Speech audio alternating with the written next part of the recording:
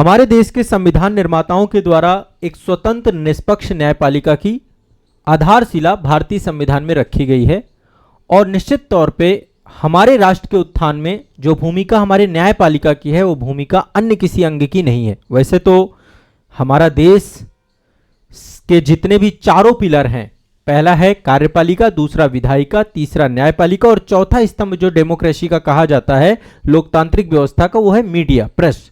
इन चारों पिलर्स जब व्यवस्थित रूप से चलेंगे तब जाकर के देश विकास करेगा। लेकिन न्यायपालिका के ऊपर दारोमदार सबसे ज्यादा है।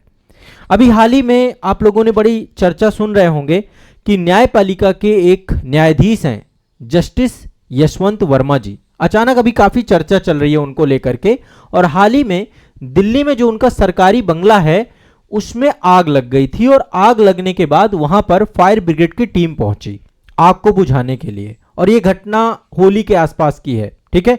पिछले हफ्ते होली की छुट्टियों के दौरान ही सरकारी बंगले में बड़ी मात्रा में बेहिसाब नकदी मिलने के बाद काफी चर्चा चल रही है और न्यायपालिका के एक न्यायाधीश के ऊपर एक गंभीर आरोप लगाया जा रहा है। अभी वैसे आरोप ही है कि उनके द्वारा जो है इतनी बड़ी धनराशि कहां से लाई गई।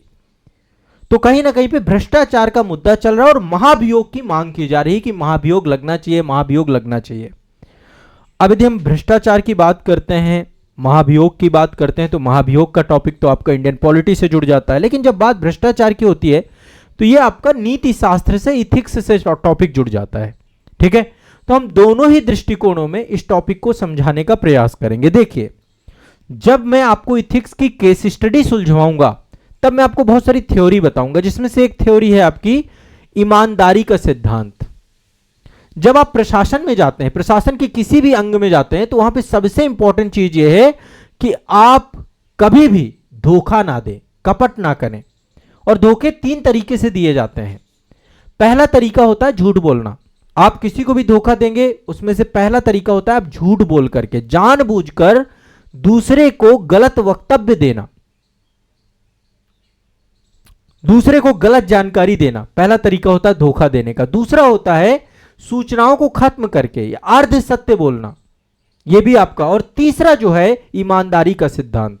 ईमानदारी का सिद्धांत बहुत इंपॉर्टेंट सिद्धांत है। ईमानदारी का सिद्धांत विश्वास से भी जुड़ा हुआ और पारदर्शिता से भी जुड़ा हुआ है, ठीक है। ईमानदारी का मतलब यह है कि आपको ऐसा कोई काम नहीं कराना जिससे दूसरे को हानि पहुंचे। तो एक न्यायाधीश न्यायपालिका के मंदिर पर बैठे हुए हैं और न्यायाधीश को भगवान का दर्जा दिया जाता है क्योंकि वो न्याय देते हैं। और ऐसे में जब इस तरीके के गंभीर आरोप लगते हैं रिश्वतखोरी के, तो निश्चित तौर पे ईमानदारी का सिद्धांत पूरी तरीके से भ्रष्टाचार में बदल जाता है। तो यह मामला दिल्ली हाई कोर्ट के एक सम्माननीय न्यायाधीश का है। और जब कभी इस तरीके के गंभीर आरोप लगते हैं तो निश्चित तौर पे किसी भी न्यायाधीश के सारे अभी तक के दिए गए जजमेंट सारे कटघरे में खड़े हो जाते हैं कि क्या वे सत्य थे या उन जजमेंट पे भ्रष्टाचार किया गया। तो पहले पूरे मुद्दे को समझिए, फिर मैं आपको बताता हूं।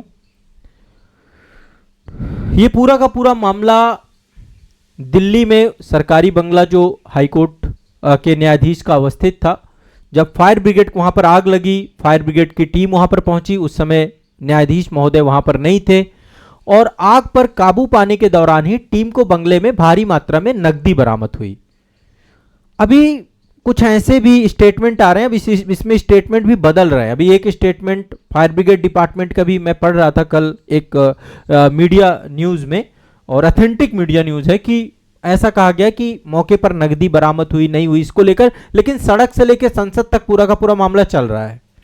अभी पूरी घटना उस समय घटी जब जस्टिस यशवंत वर्मा जी, है ना, उस समय वहां पर मौजूद नहीं थे, ठीक है। यशवंत वर्मा जी वहां पर मौजूद नहीं थे।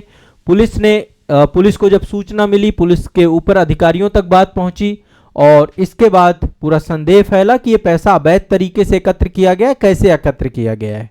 इस घटना के तुरंत बाद हमारा जो सर्वोच्च न्यायालय है वहां का कोलेजियम सिस्टम जो है, कोलोजियम जो है, सुप्रीम कोर्ट के जो चीफ जस्टिस हैं जस्टिस संजीव खन्ना जी, उनके द्वारा तुरंत एक कोलेजियम की बैठक बुलाई गई और जस्टिस वर्मा का तुरंत ट्रांसफर करने का फैसला लिया गया। ये एक सही फैसला है, ट्रांसफर करने का फैसला। क्यों? क्योंकि मान लीजिए ये जो पैसा मिला है इस पैसे में अभी जो हाल फिलहाल में बहुत सारे निर्णय आने हैं दिल्ली हाई कोर्ट में, यदि उनका ट्रांसफर नहीं किया जाता तो शायद उन निर्णयों में किसी तरीके का जो है पूरा का पूरा मामला गड़बड़ हो जाता। तो ऐसे में भारत के मुख्य न्यायाधीश संजीव खन्ना जी की अध्यक्षता में सुप्रीम कोर्ट के कलेजियम के द्वारा जस्टिस यशवंत वर्मा को उनको मूल स्थान पहुंचा दिया गया है, यानी कि वो इलाहाबाद हाई कोर्ट से ही ट्रांसफर होकर के दिल्ली आए थे, अब उनको पुनः इलाहाबाद हाई कोर्ट ट्रांसफर कर दिया गया और अभी वहां पर भी बहुत सारे मुद्दे चल रहे हैं। इलाहाबाद हाई कोर्ट के बार काउंसिल के द्वारा भी ये बात उठाई गई है कि जो है यहां पर उनके ट्रांसफर को स्वीकार नहीं किया जाएगा। ये दिल्ली हाई कोर्ट की बिल्डिंग है, ठीक है। तो एक बार थोड़ा सा यहां पे चर्चा करते हैं और मैं सबसे बड़ी चीज आपको यहां पे थोड़ा सा जस्टिस यशवंत वर्मा जी के बारे में बताऊंगा। जस्टिस यशवंत वर्मा जी का जन्म 6 जनवरी 1969 को हुआ था, इलाहाबाद में हुआ था, ठीक है। दिल्ली विश्वविद्यालय के हंसराज कॉलेज से बीकॉम ऑनर्स की डिग्री ली। इसके बाद रीवा विश्वविद्यालय से उन्होंने एलएलबी की डिग्री प्राप्त की। 8 अगस्त 1992 को वकील के रूप में उन्होंने अपना पंजीकरण कराया। तो 1992 से वो प्रैक्टिशनर थे पहले। इसके बाद 13 अक्टूबर 2014 में इलाहाबाद हाई कोर्ट में अतिरिक्त न्यायाधीश के रूप में पहले उनको नियुक्त किया गया। देखिए, वकील कोटे से बहुत सारे न्यायाधीश बनते हैं, इसके लिए पूरा संवैधानिक प्रावधान है। 1 फरवरी 2016 को स्थायी न्यायाधीश, पहले वो जो है अतिरिक्त न्यायाधीश के तौर पे आए, संवैधानिक उपबंध है आर्टिकल 214 में। फिर 1 फरवरी 2016 को स्थायी न्यायाधीश बन गए। 2021 में उनका ट्रांसफर दिल्ली हाई कोर्ट में कर दिया गया और यहीं पर न्याय का कार्यभार संभाल रहे थे, ठीक है। लेकिन अब जो ये पूरा का पूरा मामला है, ये अपने आप में बहुत ही जो है गंभीर हो गया है और ये कई सारे क्षेत्रों से जुड़े हुए थे। कई सारे मामले भी, जैसे श्रम और औद्योगिक कानून से जुड़े हुए मामले जो थे, कारपोरेट कानून से जुड़े हुए मामले थे, टैक्सेशन से जुड़े हुए जितने भी मामले थे, उस पर इनको विशेष दक्षता प्राप्त थी। तो 2006 से इलाहाबाद हाई कोर्ट में विशेष वकील के रूप में भी इन्होंने काम किया और 2012-13 में उत्तर प्रदेश के मुख्य स्थायी वकील के रूप में सेवाएं दी और बाद में हाई कोर्ट आ गई है।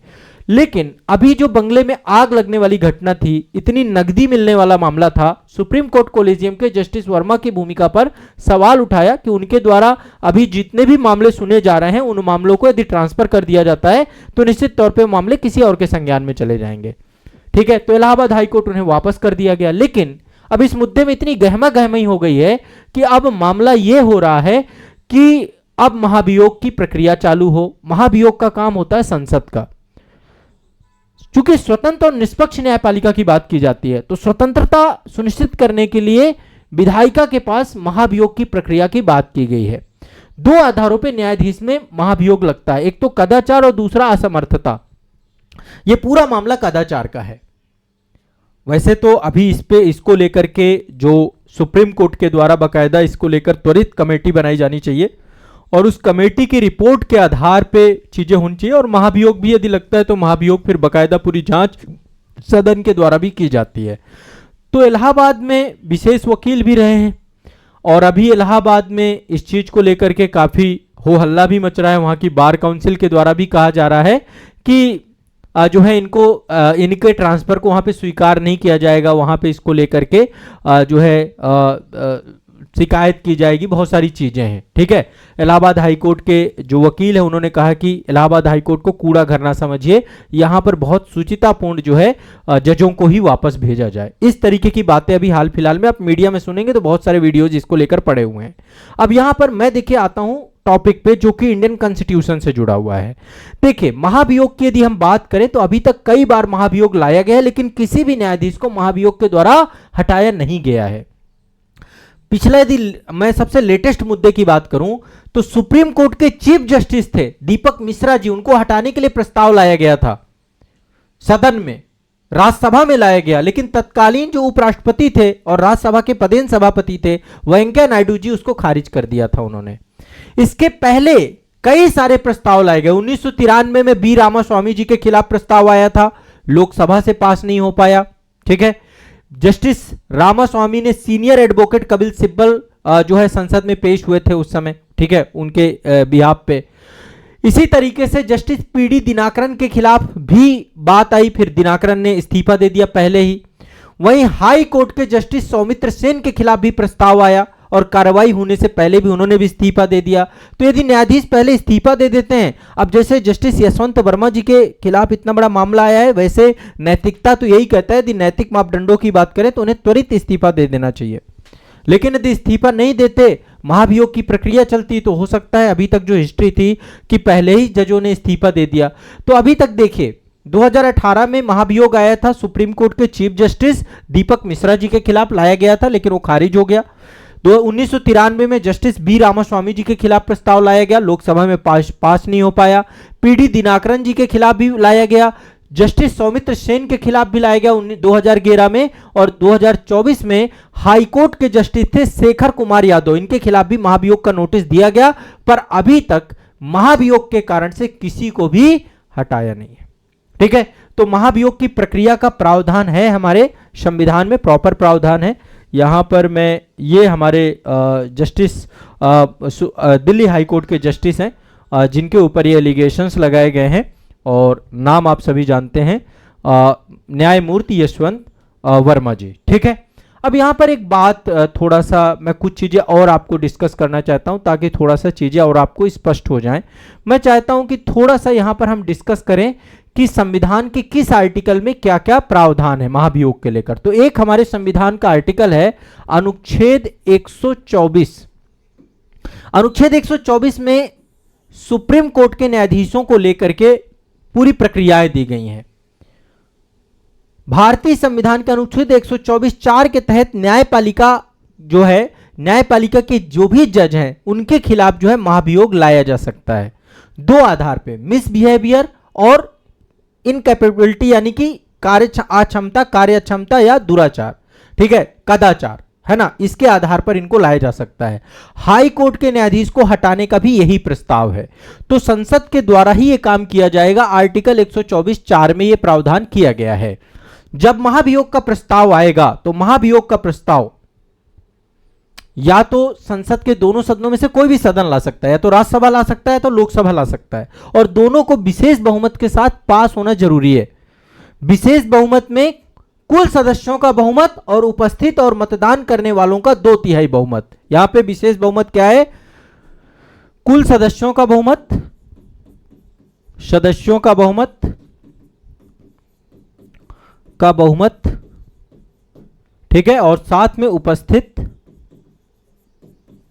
और मतदान करने वालों का बहुमत, मतदान का 2/3 बहुमत, ये दोनों में से जो ज्यादा होगा मान लिया जाएगा। ठीक है, कुल सदस्यों यानी टोटल जितने भी मेंबर्स हैं उनका तो बहुमत होना ही चाहिए, और उपस्थित और मतदान करने वालों का 2/3 बहुमत होना चाहिए। ठीक है, तो महाभियोग का प्रस्ताव दोनों सदनों में से किसी भी सदन में पेश किया जा सकता है। प्रस्ताव जब पेश किया जाता है तो उस सदन के सांसदों का समर्थन भी जरूरी होता है। जज के खिलाफ लोकसभा में महाभियोग का प्रस्ताव लाने के लिए कम से कम 100 संसद और राज्यसभा में 50 संसदों का समर्थन, अनुमोदन भी होना चाहिए। ठीक है, तो लोकसभा में 100 सांसद और राज्यसभा में 50 संसद। ठीक है, इनका क्या होना चाहिए? अनुमोदन होना चाहिए। बिना इनके अनुमोदन के महाभियोग नहीं लाया जा सकता है। तो महाभियोग लाने के लिए पहली बात तो ये जरूरी है। इसके बाद जो यदि राज्यसभा में लाया जाता है तो सभापति के माध्यम पास पहुंचेगा, और लोकसभा में जाता है तो स्पीकर के पास पहुंचेगा। और पहले वो इस मामले की प्रारंभिक जांच करते हैं। प्रारंभिक जांच करने के लिए कमेटी बनाते हैं। ठीक है, कमेटी में सुप्रीम कोर्ट के एक जज होते हैं, हाई कोर्ट के मुख्य न्यायाधीश होते हैं, वरिष्ठ कानून विशेषज्ञ होते हैं, और समिति जो है जज पर लगे आरोपों की जांच करती है, उसकी रिपोर्ट सौंपती है। अभी जस्टिस जो यशवंत वर्मा जी हैं, इनके ऊपर आरोप लगाए गए हैं। अब चूंकि ये उस समय मौके पर नहीं थे, तो क्या पूरा का पूरा मामला है, इस मामले को समझना पड़ेगा, है ना। ये वास्तव में कोई घटना है या कोई साजिश है, ये सारी चीजें तो जांच के बाद ही निकल के आएंगी। ठीक है, तो अभी देखिए किसी को जो है प्रारंभिक तौर पे आरोपी हमारी न्यायपालिका नहीं मानती है जब तक पूरी जांच हो, और जांच के बाद जो है उनके ऊपर जो चीजें हैं उन आरोपों को देखा जाए। अभी तो प्रथम दृष्टया ही ये पूरा मुद्दा इतना चर्चा और इतना हाईलाइटेड हो गया। ठीक है, आरोप सही पाए जाने पर जज के खिलाफ महाभियोग का प्रस्ताव पहले एक सदन में पारित कराया जाता है, कुल उपस्थित और मतदान करने वालों का 2/3 बहुमत, और फिर दूसरे सदन में जाता है, दोनों सदनों से पास होता है। पास होने के बाद राष्ट्रपति के पास भेजा जाता है, राष्ट्रपति की मंजूरी मिलने के बाद जज को पद से हटा दिया जाता है। ठीक है, तो मीडिया रिपोर्ट के मुताबिक दिल्ली हाई कोर्ट के जो जस्टिस थे यशवंत वर्मा जी, उनके घर में जिस दिन आग लगी थी उस दिन वो घर पे नहीं थे। ठीक है, तो तो ऐसा तो नहीं था कि कोई साजिश थी, ऐसी तो कोई बात नहीं थी। लेकिन फिर भी सुप्रीम कोर्ट के कॉलेजियम के द्वारा जस्टिस वर्मा का जो ट्रांसफर किया गया, उस ट्रांसफर के बाद जो है मुद्दा काफी गहमा गहमी में है और संसद के पास भी मुद्दा जा चुका है। कई सारे सांसदों का भी जो है इस पे प्रतिक्रिया आ चुकी है। देखिए, जितने भी मामले हैं, जब इस तरीके की बात आती है तो आज तक जितने निर्णय दिए गए हैं जस्टिस यशवंत वर्मा जी के द्वारा, उन सभी निर्णयों को रिव्यू किया जाना चाहिए। जब पूरे निर्णयों को रिव्यू करेंगे तब जाकर के चीजें पता चलेंगी कि भाई कहीं पर कोई गड़बड़ तो नहीं है। ठीक है, और बाकी जो है ये एक बहुत ही महत्वपूर्ण मामला है। बाकी देखिए, न्यायपालिका के मामले में बहुत सारी चीजें जो है नहीं बोली जाती। सुप्रीम कोर्ट जो है त्वरित संज्ञान लेकर के मामलों को जो है खुद ही समाधान करता है। हमारे यहाँ पे न्यायपालिका स्वतंत्र है, निष्पक्ष है और न्यायपालिका स्वयं ही भी कार्रवाई करती है। तो इस मामले में सुप्रीम कोर्ट को भी यथाशक्ति कार्रवाई करनी चाहिए और मैं तो कहता हूं कि इसमें जस्टिस यशवंत वर्मा जी को त्वरित इस्तीफा दे देना चाहिए पद से, नैतिकता के आधार पे। अब जहां पे बात इथिक्स की है,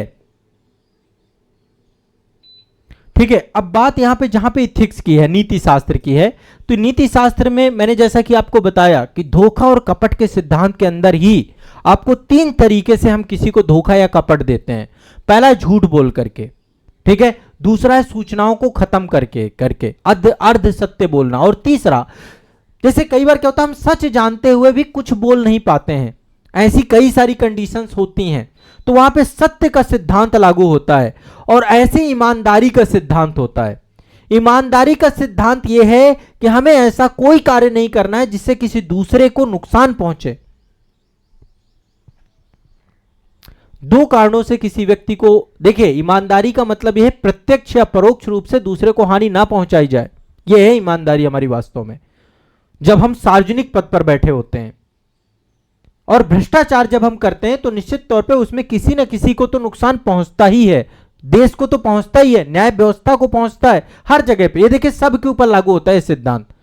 तो जब कभी इस तरीके की केस स्टडी आए, उदाहरण भी दे सकते हैं आप इस तरीके के मामले में, है ना, कि किस तरीके से जो है भ्रष्टाचार के मामले में एक एग्जाम्पल आप दे सकते हैं। दूसरा जो है आप जो है यहां पर केस स्टडी यदि ऐसी कोई भी आती है तो आप यहां पे 3 चीजें ध्यान रखेंगे।